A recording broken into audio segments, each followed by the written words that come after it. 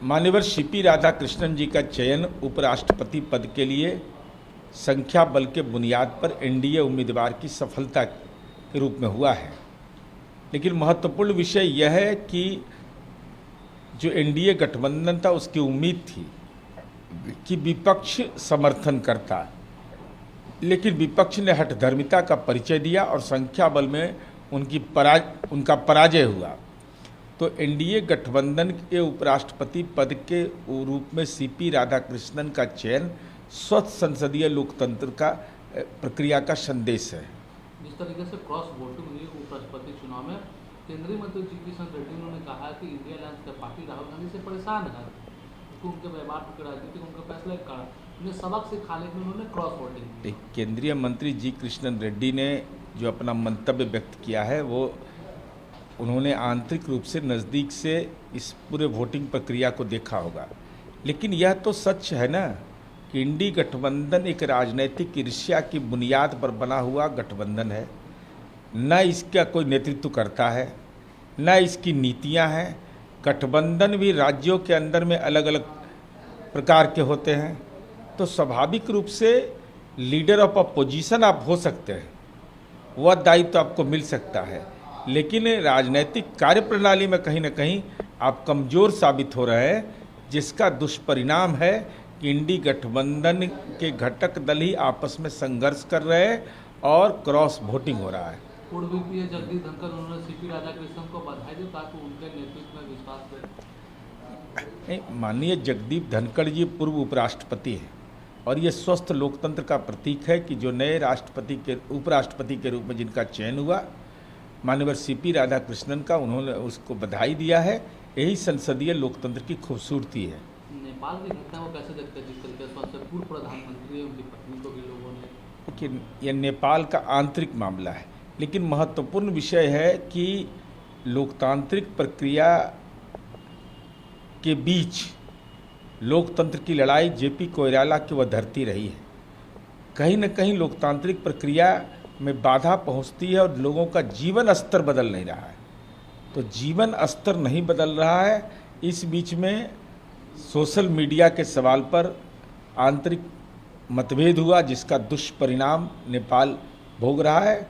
हम तो उम्मीद करते हैं कि हमारा पड़ोसी है, वहाँ अमन चैन कायम हो, और साथ ही साथ नेपाल के लोगों से ये अनुरोध है कि सौहार्दता बरकरार रखिए। हिंसा कोई रास्ता नहीं होता है, हिंसा से समस्या का समाधान नहीं होता है, और दुनिया के अंदर जो संदेश नेपाल का नकारात्मक छवि जा रहा है वो अच्छी बात नहीं है। अमन चैन बरकरार रखिए, लेकिन सत्ता पर बैठे हुए जो लोग रहते हैं वह लोगों की जन सेवा के लिए हैं, यह लक्ष्य को जरूर निर्धारित करें।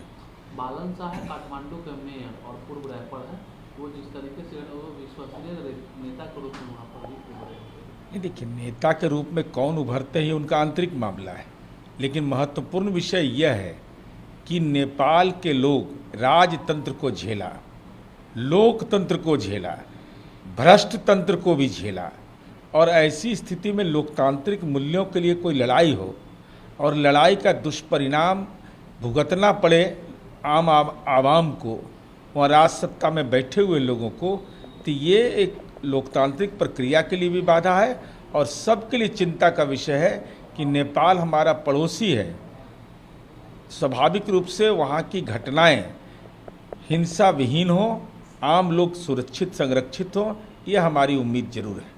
पीएम मोदी ने ट्वीट किया नेपाल की घटना को कि नेपाल में हिंसा दिल से उठाने वाले जो है, नेपाल की स्थिति शांति और समृद्धि के लिए अत्यंत महत्वपूर्ण है। मैं नेपाल में सभी अपने भाइयों बहनों को शांति समर्थन करने की अपील करता हूँ। स्वाभाविक रूप से आदरणीय प्रधानमंत्री जी ने जो देश की हमारी कार्यनीति रही है, नेपाल से हमारा बिरादराना संबंध रहा है, तो नेपाल में अशांति हो जाए, नेपाल में हिंसक घटनाएं हो जाए, तो आदरणीय प्रधानमंत्री जी ने चिंता व्यक्त की है। साथ ही साथ वहाँ के आम आवाम से अपील किया है कि अमन चैन सौहार्द कायम रखिए।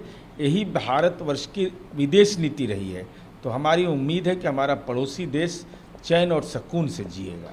भारत अमेरिका व्यापार पर प्रधानमंत्री ने ट्वीट कर कहा कि भारत और अमेरिका करीबी दोस्ती और प्राकृतिक साथी है। मुझे विश्वास है कि हमारी व्यापार वार्ता भारत और यूएस साझेदारी का असीम सक्षमता अनलॉक करने के लिए काम करेगा, हमारे दोनों के लिए समृद्ध भविष्य की कि भारतवर्ष एक गुटनिरपेक्ष आंदोलन का अगुवा रहा है और आदरणीय प्रधानमंत्री जी ने जो भावना व्यक्त की है, वैश्वीकरण के इस दौर में हिंदुस्तान की एक अपनी भूमिका है।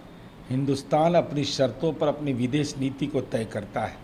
तो अमेरिका के साथ हमारा ट्रेड डेवलप हो, लेकिन वह एक महत्वपूर्ण विषय के उन्होंने रेखांकित किया, उम्मीद जाहिर किया है। और हम ये समझते हैं कि अमेरिका को भी इस बात का एहसास होगा कि भारतवर्ष कितना जरूरी है। तो ये द्विपक्षीय मामला विदेश मंत्रालय इन तमाम मुद्दों को देखेगा।